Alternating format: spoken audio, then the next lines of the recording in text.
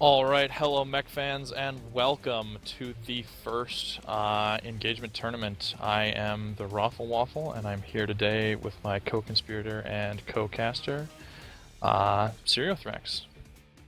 Hello, everyone. So today we've got three matches coming up for you in the very beginning, and then we're going to take a quick break and come back for the rest of them. But the first match we have up is between Clan Delta Wolf and Russian Clan Wolf. So Siri, why don't you tell us a little bit about this tournament?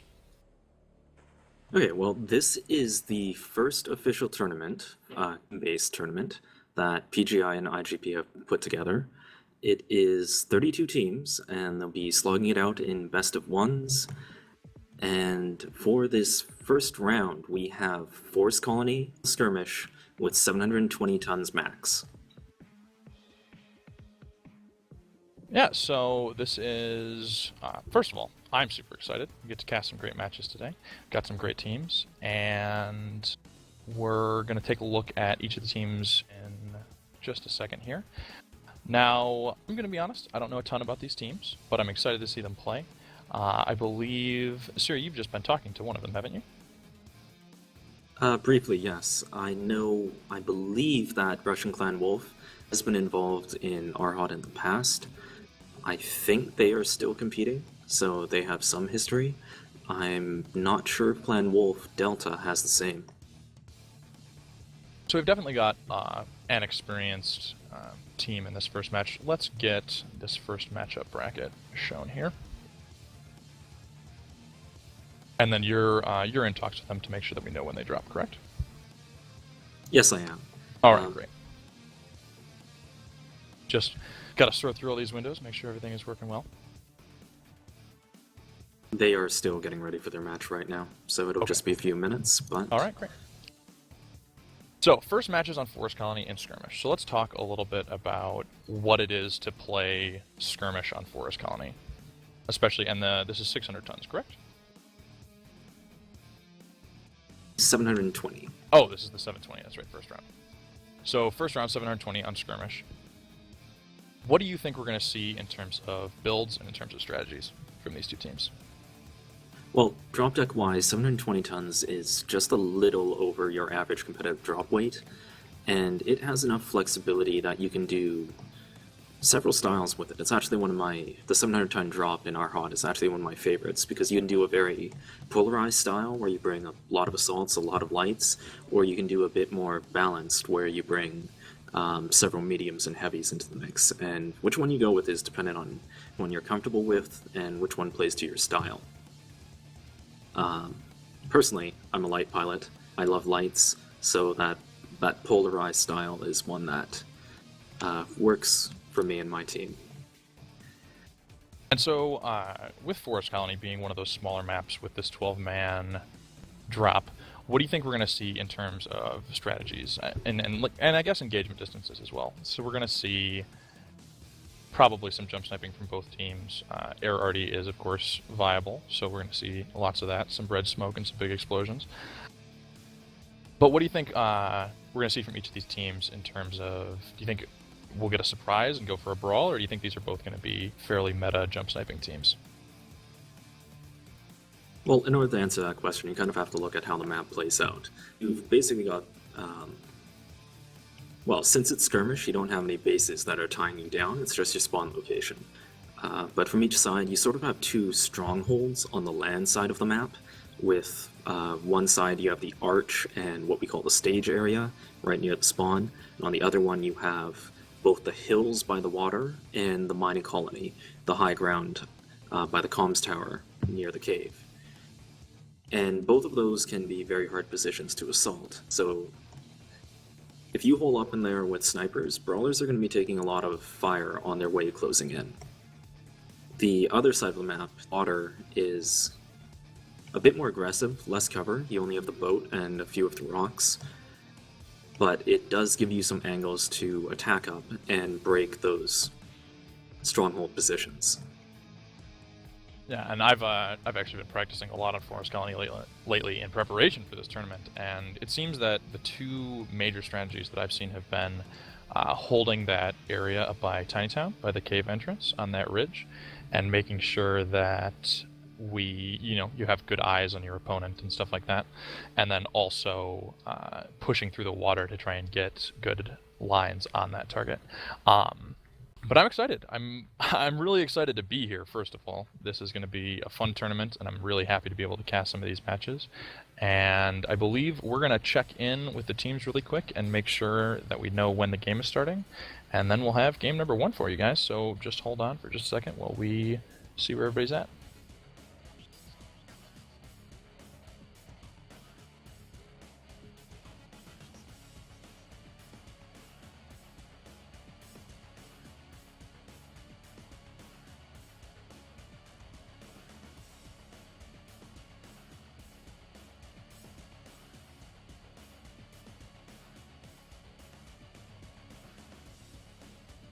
Okay, so it sounds like each team is just getting into the lobby now.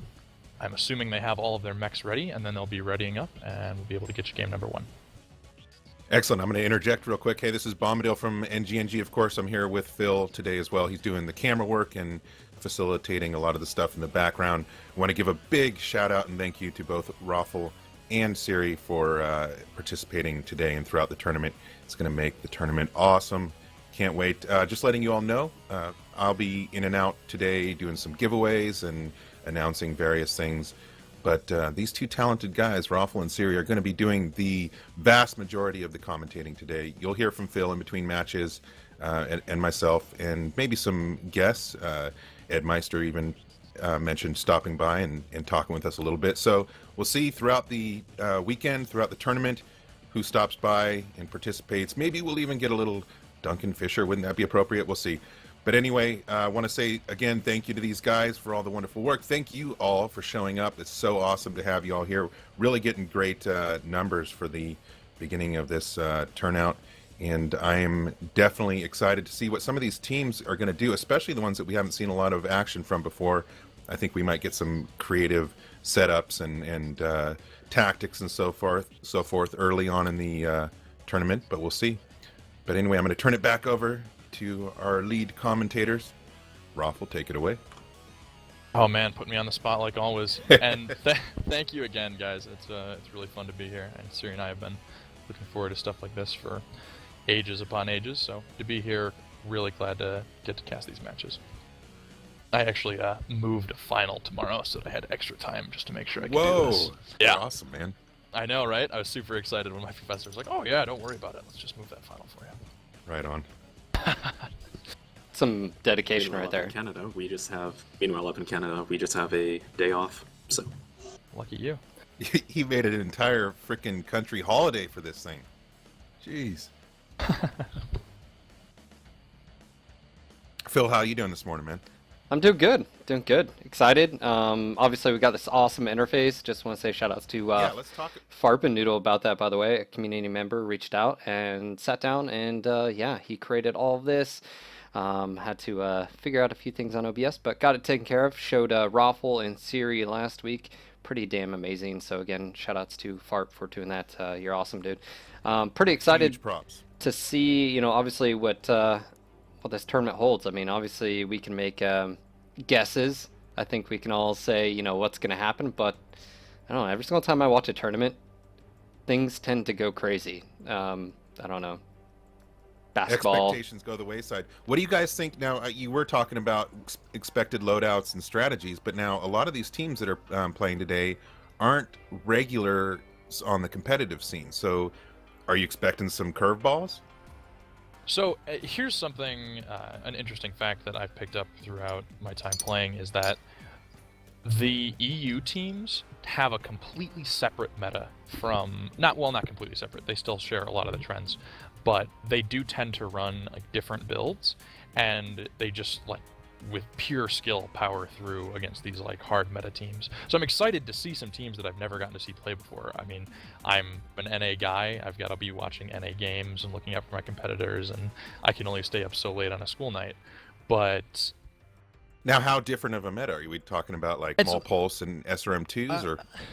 I don't think anybody will be taking small pulses, but I mean, we might see some brawling builds. Like, we might see, an Atlas or fast Victors with SRMs and AC-20s, things that you don't normally see, and that'd be really fun for me, because, I mean, I love the brawls. I love casting that kind of stuff, so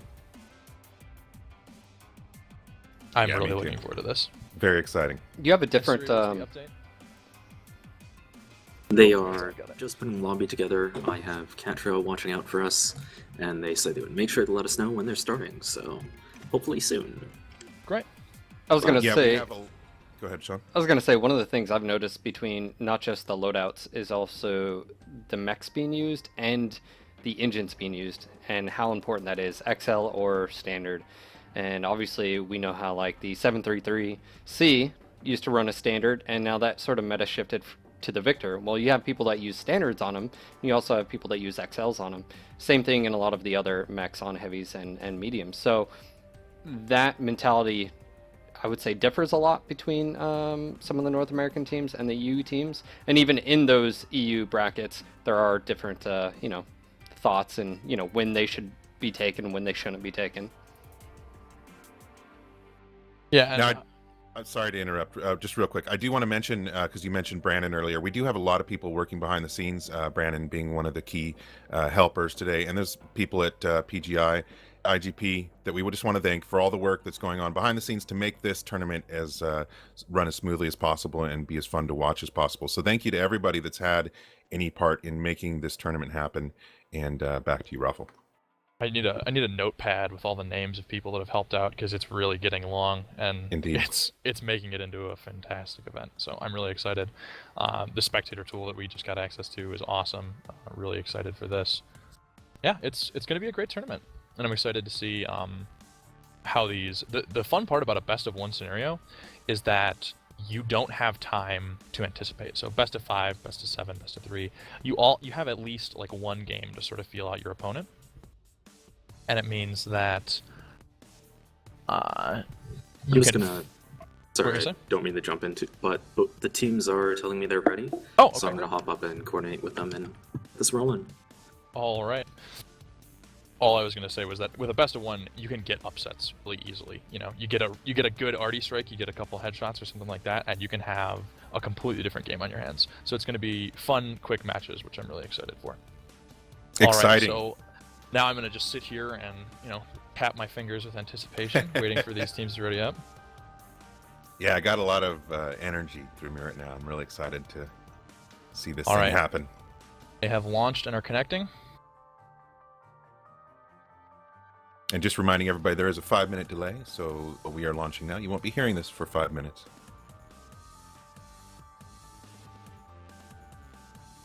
All right, loading. Loaded, so we should be able to connect. Connecting. All right, guys, let's do this. All right, I'm going to shut up. Have a good show. Wait, you loaded in? I am loading in now. Excellent. All right, I get that nice startup music. So just a quick correction before we get this underway. Deadfire, who helps run the Merrick Civil War tournament, told me that Clan Wolf Delta has just joined that tournament, so they are just cutting their teeth on this. So that's going to be a lot of fun to watch. I'm excited. Alright, Rafa, why don't you take us through what each team has brought?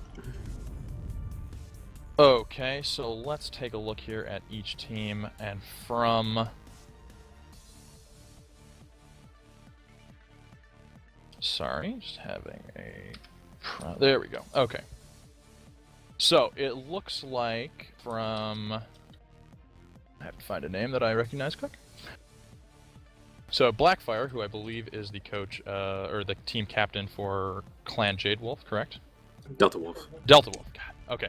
We have Clan Delta Wolf and Russian Clan Wolf, so that's going to be a little bit problematic, and I apologize if I messed those up. So we have Blackfire for Clan Delta Wolf, who is, looks like Delta Wolf has brought I see a Highlander, some Shadowhawk, 2 Highlanders, Shadowhawks, a couple of Jaeger mechs. Let's try and get in on one of those and see what they build. But meanwhile, Russian Wolf has actually moved up, and they are taking Radio Tower.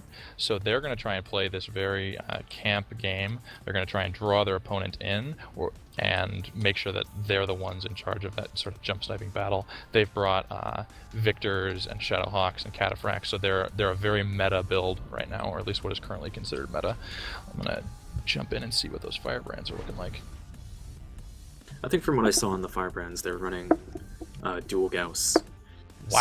So if they keep their range, that's going to be some Not just decent dual counter snipe Gauss. potential. We're seeing dual Gauss with 4 medium lasers. So that's a giant XL and probably cut armor on the legs, which is going to be, it's squishy, but it's a lot of firepower, a huge alpha.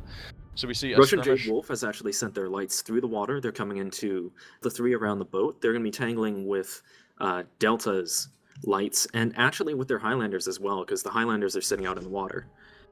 Yep. So Right now we're seeing If- this go ahead. a little bit of a brawl. Sorry, a little bit of a brawl in the water. It looks like the light mechs from Russian Clan Wolf are falling back. I'm gonna zoom out and get the big picture here. We see a very we're gonna get a lot of trades.